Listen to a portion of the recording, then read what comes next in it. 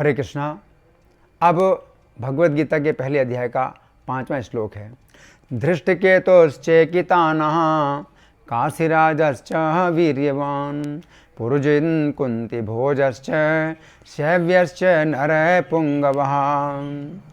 तो यहाँ पर दुर्योधन द्रोणाचार्य को कुछ और वीरों के नाम बतला रहा है, जिनमें सबसे पहला नाम है धृष्टकेतु।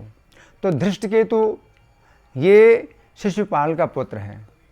शिशुपाल भगवान कृष्ण के द्वारा जब मारा गया तो शिशुपाल का जो पुत्र धृष्टकेतु था वो चेदि देश का राजा बना, क्योंकि शिशुपाल चेदि देश का राजा था।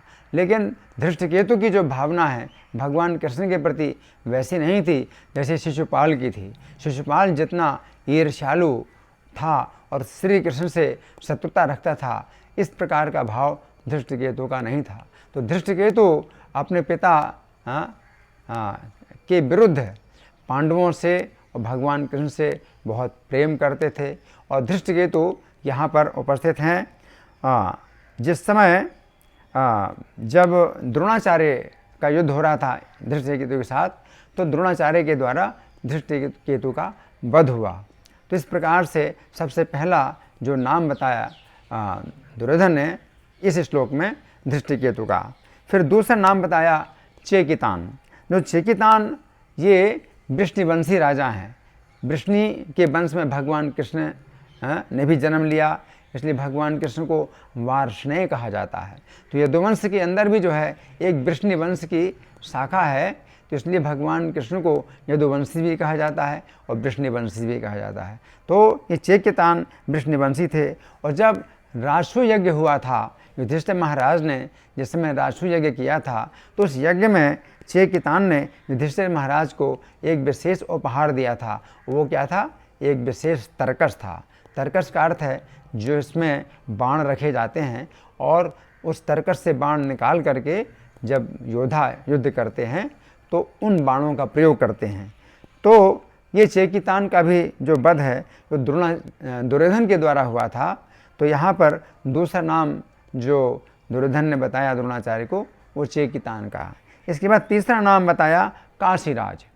तो काशीराज का मतलब है काशी देश के राजा।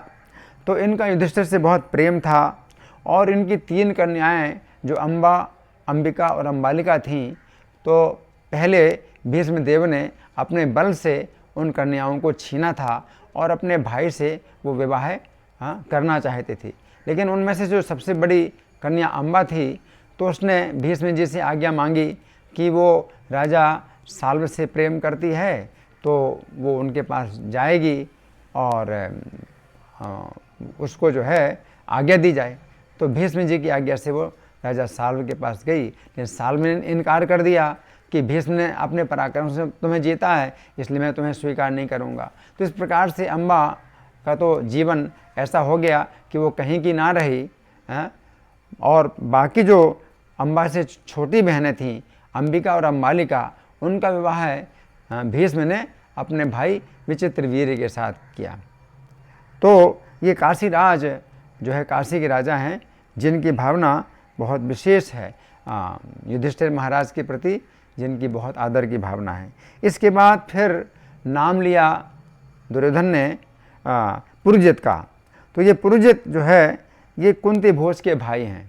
कुंती भोज और पुरुजित ये दोनों भाई हैं और कुंती के भी ये भाई लगते हैं। इनके पिता का भी नाम कुंती भोज है। तो इस प्रकार से 2 कुंती भोज हैं।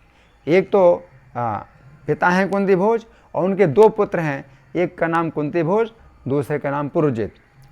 तो ये दोनों कुंती के भाई इसलिए लगे, कुंती महारानी तो यद्यपि वसुदेव जी की बहन थी और वसुदेव जी के पिता थे सूरसेन, तो सूरसेन की पुत्री थी, लेकिन सूरसेन ने कुंती भोज से मित्रता के नाते अपनी सबसे पहली संतान को उन्हें गोद दे दिया था। तो कुंती को जो है सूरसेन के द्वारा जब कुंती भोज गोद में प्राप्त हुई तो फिर वो फिर कुंती भोज की कन्या कहलाईं, इसलिए उनका नाम कुंती पड़ा, नहीं तो पहले उनका नाम प्रथा था। तो अब कुंती के भाई होने के कारण ये कुंती भोज और पुरुजित ये दोनों इनके मामा लगते हैं, पांडवों के मामा लगते हैं। और ये जो है पांडवों के पक्ष में युद्ध करते हैं। इन दोनों का वध द्रोणाचार्य के साथ हुआ। तो पुरजित कुंती भोजश्चा, तो यहाँ जो दुर्योधन ने नाम बताए पुरजित और कुंती भोज, ये दोनों भाई हैं और पांडवों के मामा लगते हैं। इसके बाद फिर बताया है शैव्य। तो राजा शैव्य जो है ये शिवी देश के राजा हैं और युधिष्ठिर के ससुर हैं। इनकी पुत्री का विवाह युधिष्ठिर के साथ हुआ। तो हमें समझना चाहिए कि यद्यपि द्रौपदी युधिष्ठिर महाराज की पत्नी है, पांचों पांडवों की पत्नी है, लेकिन युधिष्ठिर का अलग से भी विवाह हुआ जो कि राजा शैव्य की कन्या के साथ हुआ। तो इस प्रकार से आज के श्लोक में ये दुर्योधन नाम जो बता रहे हैं, तो इनमें विशेष जो शब्द का प्रयोग किया गया है, एक तो वीर्यवान, वीर्यवान का मतलब बहुत पराक्रमी हैं ये लोग, और दूसरा शब्द का प्रयोग हुआ है नरपुंगवः, मनुष्यों में श्रेष्ठ हैं। तो इस प्रकार से 1 2 3 4 5 6 नाम लिए हैं योद्धाओं के, जिनमें कि ये 6 के 6 मनुष्यों में श्रेष्ठ हैं और विशेष रूप से पराक्रमी हैं। हरे कृष्णा।